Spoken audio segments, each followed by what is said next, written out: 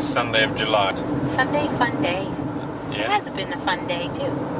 It has actually. So, Gormley, or Oak Ridges Corridor Conservation Reserve. is where I went today. I do know Gormley fairly well. It's under the Durham and York Mountain Bike Association, and to be fair, they've done a lot on trail building and signage. Went there today. It's been a while. I think the last time I was there was on a fat bike last winter. That was one of my very first rides ever there, eh? Yeah, I mean, Like it's ever. a good beginner place. 2 falls ago? Yeah. Yeah. Second place you went, you did the Don Valley, which Correct. was not great, and then we went there, which was a bit easier, I think. If you look on Trail Forks, there's a link I will post. There are a number of car parks. The one that I put in the link is the one to park in, because it's free, and if it's busy you can park the opposite side of the road and it's straight into the trails. I would use Trail Forks because there is a lot of mountain bike trails, and there's new trails being built all the time. They're very, very good with their signage, but finding the little trail systems, because there's kind of 3 groups of trails, finding those 3 groups of trails can be a bit tricky if you don't know where you are or where you're going. And there is I guess it's a purple on Trail Forks, but there's like a main trail that is dual or multiple use, so hiking and other things. That trail runs through the middle of the whole thing, so you can use that to get back to the car park if you need to, but it is worth just having the map, because there's no numbers on posts or anything. Once you're in it, you're in it. And it does cover quite a big area, and there's quite a lot of hills, so yeah. And I would say that there is plenty of green trails, there is plenty of blue trails, there are a number of black trails, and there are a few double black diamonds, maybe 3 or 4. I was a bit baffled today because they've opened some new blue ones, and there's the existing blue ones. Magic Carpet Ride and Rubber Ducky are 2 of the blue ones I do like. I do seem to even remember those names. And the Rubber Ducky one has got the rubber duck sign with a big rubber duck on top of it. So Excellent. yeah, they're great, they're blue. But I found a black trail, and I can't remember what it was called, and it was a bit tricky to get in because it was narrow, and there were sort of boulders strewn around it, but it wasn't difficult apart from that. So I don't know, it was a bit weird. Is that why it was black though? Just because of that one section? Could have been. And then Yo Mama, which is a black trail that is next to Ridium. I think that's what it's called. Anyway, there's a black trail which is called, I think it's Trace's Journey or something. Anyway, I will make sure they're in the description. But that black is every time it catches me out. It's interesting. It's not massively difficult, but there are a couple of turns where it's been ridden a long time and the ground's eroded, so you come round the turn, sharp right, and if you ever do this will stick in your head, because every time it catches me out, you come round this turn, sharp right, really quick, there's a drop, but the drop is not really a proper drop because it's into a right hand turn, and then where the roots have eroded, it's like a rail that takes you the wrong way. So I always end up putting my foot down, which is really annoying, and I was ready for it today and it still caught me out. So yeah, so I think if you are new to mountain biking or have ridden a lot, it's a great place to go. If you've got a beginner, I found a green trail called Moto, and if you spent a morning just doing that again and again and again, it would give you so much confidence. It's flowing trails, big banked turns, a couple of tiny drops that you can roll. Is that the one that you got me to do over and over and over? No, that was a different one? Iridium, I think. No, maybe it was something else, but this is a green, and there's nothing on it scary, and it's so well built, and it's just a big circle that's maybe like 2 kilometres, and you just go round and round. I was so excited the first time. I had to go back and do it again, so I did it twice. So it's a great place to ride. Well built. I think IMBA are involved, and whatever I think of mountain bike clubs in general, York have done a fantastic job in signage and building the trails. Their management of the site, as in the way that they manage the bad weather riding, I don't necessarily agree with. And actually I did want to talk about that in a second. I'll go back to the bad weather thing and trails, but I just, as a mountain bike club, they're quite big, Durham and York combined. I've not found it the most welcoming, and I've been a member because I've felt like I should be a member of the trails that I ride on. I don't find them an easy organisation to deal with, but you'd need to make your own mind up, I guess, and I would be happy to have a conversation with anybody offline about that. It's also worth noting there is a little bit of conflict in this area. The mountain bike trails are designated mountain bike trails, and it is very, very clear they're mountain bike trails, but you do get people walking on those trails, or speed walking, or running, or whatever it is they call it. And yeah, you can find yourself coming around a corner full tilt on a one-way mountain bike trail, and you will have 2 people walking towards you in sun hats with walking poles, which is... It's a little bit concerning. A little bit, yeah. So, and then equally, and I'm not blaming anybody, but neither party seems to deal with it particularly well, so it seems like there's a bit of conflict, and in fact today there was some conflict, not with me, but with someone else. Yeah, you had a bit of an experience, eh? Yeah, a little bit. Like a guy on a mountain bike got hit by a lady with walking poles because he was going too fast apparently, but she was coming up a hill on a mountain bike trail, so I don't know. And actually he had a tinkly bell as well, which I normally ride with, but I didn't today, so she could hear him coming, unless she was deaf maybe. Anyway, that was that. So yeah, and then on the thing that I just mentioned about weather and trails, this is something that I've noticed a few times. This has come off here, but I don't want to, do I? Oh. Yeah, whatever. This is something I've noticed a few times, and I've meant to mention before, which is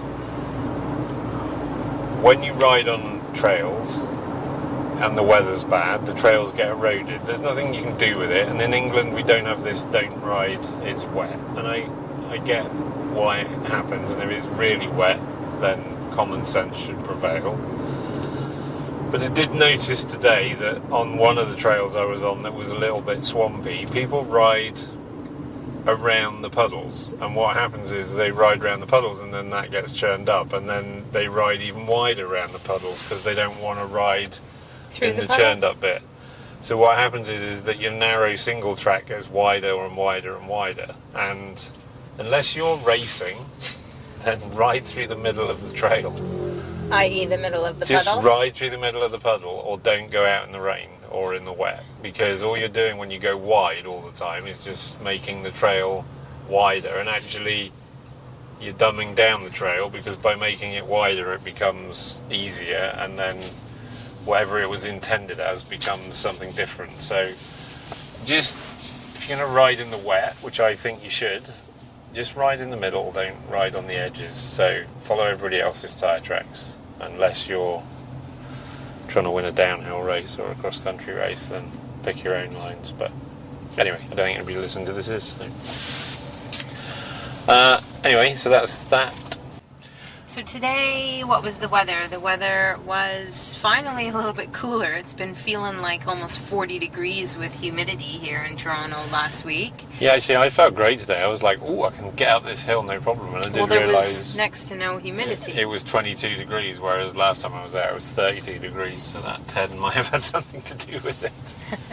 Yeah. So and then there was yesterday it rained, right? You were a bit worried about what kind of condition the trails were going to be in today. How was it? It was dry by the time I got out there at lunchtime. There were 1 or 2 out of the 20 trails I rode on that were a little bit had puddles on or whatever, but yeah, generally it was dry enough to ride and actually pretty grippy. There was one trail I did where the couple of the corners were just a bit, that kind of greasy mud where it rains and then it gets a bit slimy, but apart from that, no, it was fine.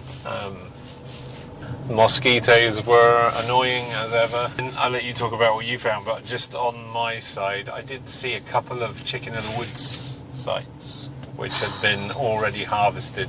We keep calling them crime scenes, and that has been our luck with chicken of the wood pretty much consistently, right? We are constantly finding sites of them after someone has just plucked them. And I swear that last night we were at a time and place where I saw a lady with a bag, and I'm sure that that's what was in it. Arrived minutes too late. Yeah, these, and you can tell because there's like bright yellow remnants, and it's a big kind of white flush chunk on the side of the log that you see, i.e. what's left. What was interesting though, point to note, was both of the logs that I saw had been harvested, both were burnt, either lightning strike or deliberate fire. And same with the one last night. Same with the one last night. And right.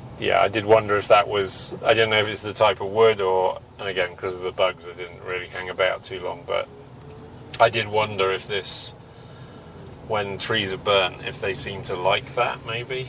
Well, definitely some mushrooms do like burn. I know morels, they mention burn sites. Last thing to mention about Gormley, which maybe you said, maybe you didn't, but is definitely worth mentioning, is how busy it is. Yeah. It is very, very, very busy, and Jamie does a lot of researching and looking for places that are on the quieter side, or as quiet as absolutely nobody there, or running into 1 or 2 people. And we both love that. I know that's not for everybody.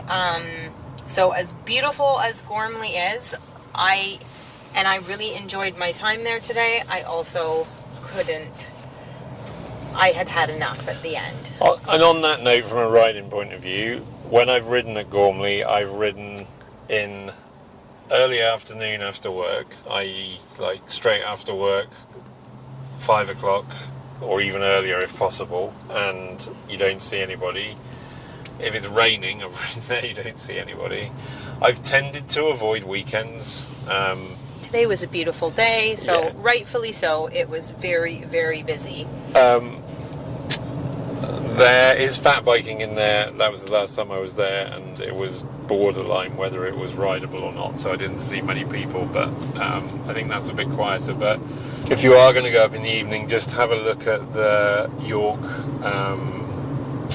either Facebook page or Instagram or website and just see what night they ride, because it's busy. Like, I must have seen 30 or 40 people at one point or riding along on the same trail, which just seems crazy to me and is not something I would want to do. But if that's your jam, then that's the place to go in the weekend. So yes, our cup of tea isn't always everyone else's cup of tea, and vice versa, which is a-okay. Did you see any other mushrooms along your ride today? I saw some old shriveled up things, which I think were probably those beach bolete things. Right. With that. And then that bolete with the terracotta coloured top. I saw a couple of bright red things, but they're not edible generally, are they? Those bright red jellies. And like I said, the jellies are, but I don't think they taste like anything. I will stop. If I'd seen a lion's mane, I would have been all over it, or a chicken of the woods. But unless it looks choice, I'm not stopping when there's loads of bugs, because I just get eaten alive. I do think Gormley has potential, though, probably. I haven't been enough times. As I'm remembering back, I think I've literally been there, 3 times? Yeah, I mean, I went I went through a phase of going in the evening after work, but I moved to King because there's never anybody there when I go. So, and there's no comparison, right? Like King is small and this place is much bigger, but for me, I'd like to ride where there's nobody else. Wilcoxley. So there's community center there, and that was in fact where we parked today, just to make it a little bit easier and accessible for me to have a little mosey around and poke around. Yeah, they're actually, you know what, now that we're getting a little bit more familiar with trying to research accessible trails and places, and finding that it's not always easy to find the information that you're looking for, I will say this would have been a fantastic place that was very accessible. Nice paved path and a boardwalk. Yeah, and some really nice like flowers that they've planted. But I mean, just the trees and the little bit of woodland that I was near was also gorgeous. A lovely mix. I saw a couple beautiful apple trees that are looking real good for another month from now. I saw a couple of old pheasant backs that looked pristine, but they were like spongy rubber or cardboard or leather. Yeah, that's probably most accurate. Well, I guess its other name is Dryad Saddle. So. Yes, good point. And so I did successfully identify a few things today. I would say my coolest find today, because it was not even on my radar, not something I ever heard about or knew about or had ever seen. Maybe lots of other people do, I don't know, but for me it was new today, and that was the purple flowered raspberry. And I was just thinking back to when I went all the way down the path on my crutches to collect two, they're so delicate, even more delicate than regular raspberries, to try and walk back with two of them, not to squish them, so we could try them together. Anyways, they were a very sweet find, and I suppose, I was reading about them afterwards, and I was surprised to read that they are, not considered a choice edible, or even they used words like not very palatable, as they are, sometimes tart or dry and seedy. That I would not have used those words at all. I thought they were delicious. I would agree. Yeah. I would agree. They were. Yeah. So they very much look like a regular raspberry, except more of a half sphere. I was going to say they're more like half a raspberry. Yes, and the little seeds, or I don't even know how you call the little balls on a raspberry, they're much smaller and finer and closer together, and they are actually trickier to pick, because if they are not super ripe and ready and falling off to the point where you drop them and they're very delicate, if they're just slightly less ripe than that, they're really hard to get off. Or you just end up crushing them. Or you end up crushing them. Maybe it's an edible that is best just straight up enjoyed off of the bushes. But of course, I tried to collect some to take home to make something out of. You did all right. We shall see. Well, you did bust me. You found me on the side of a trail, sat on the ground with my crutches, God knows where, and me discreetly trying to collect these one at a time off this bush. So that was my sweetest find today, and as well, though, I was reading about some edible flowers just this week, and I did have a couple that I was looking out for today, and a couple that I did spot. But one that I picked that I have never is called phlox, and apparently it looks, I don't know if anyone has ever heard of Dame's Rocket before, but it looks very similar. I think it has like maybe one more or one less pedal. I can't remember which one. But I'm going to try putting a few of those suckers into a salad, or I've already eaten a couple. I was going to say, you did eat one, didn't you? Yeah, and it's just pretty delicate and mild. And I think it could go, either sweet or savory. But you know what? I just have a small amount of them that I've collected. Who knows what I'm going to get up to with them? We shall see. I've got time on my hands right now. I guess more flowers that are edible than you realise, actually. A lot more, which was why I was quite interested to get into reading a little bit about some more of them today, to start finding and using some more of them. Another one that I did find today but did not collect any of, but is edible, I learned, is a daisy fleabane. So it's in the daisy family, but it's got much finer, skinny little, kind of like comb tooth petals. I did not pick any though, so can't tell you what they taste like, but yeah, that was my big find today, were the purple flowered raspberries. And you're no doubt gonna make something and create a recipe which will be on the website, which the others. That will be my intention. We have a small amount, a precious amount, but yes, I will try and come up with something fun and delicious to do with those little suckers. So Jessica's been adding a few recipes to the website. If you stop by under edibles, might be worth a look. Yeah. And then after that? Oh, actually, we do have one more stop to mention. So we had a whole other adventure after that adventure. We went to Sweet Acres Pig Sanctuary, Potbelly Pig Sanctuary. And just on the bike front, we have bikes on the back of the car, and it was a great place to park and leave them without worrying about it, just as a side note. Yeah, no, that is totally worth mentioning. Yeah, it was no problemo whatsoever. You are essentially at this lady's house. Her name is Kirsten, and she's lovely. Her and her husband. I did not catch his name. And, yeah, you just park in their backyard. And she has, I think, 11, did she say, potbelly pigs at the minute? Yeah, possibly 12 by the end of the weekend. Yeah, all rescues, right? Yeah. And you just get to go and hang out with the potbelly pigs. Pretty much. You might even get a tractor ride, such as I did today. So there you get to feed them and brush them, and, well, somebody gets to feed them, but brush them, and you learn a few things about their personalities. Some of them are friendly, some of them are a bit standoffish.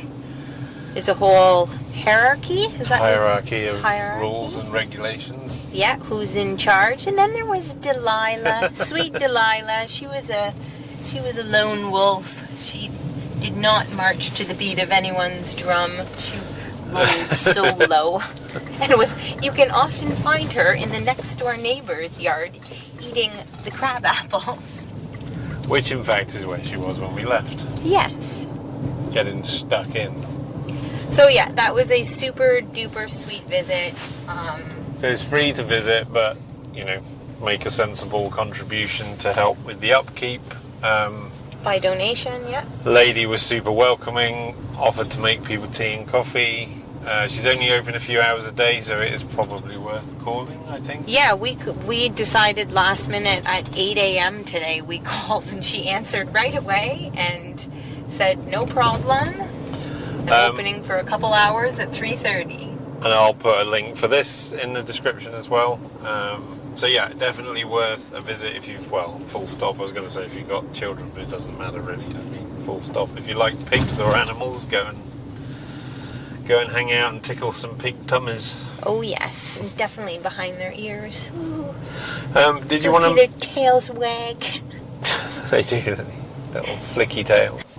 We do have a new store. Oh yeah. It's gone live, and we do have stickers available. So Here's the thing, if you want stickers, then at this point, if you email us, well, the email address on the bottom of the website, then get in touch and send an address and we will see what we can do. We do have a store where our logo is available on t-shirts, hoodies, a few items, and a few other things, which we will try and make a larger expand. That's the word. And we'll put some other colours up, and we might tweak the logo and a few other things, but it is what it is at the moment, just to get it kind of going. The colours we picked because that's how the logo displays at its best. So, yeah, I'll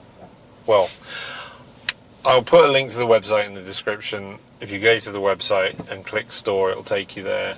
If you go to the website and click edibles, you'll get Jessica's recipes. So yeah, go and check it out, and 5-star reviews only, please. That's me done, I think. Okay. Thanks for listening. Get lost.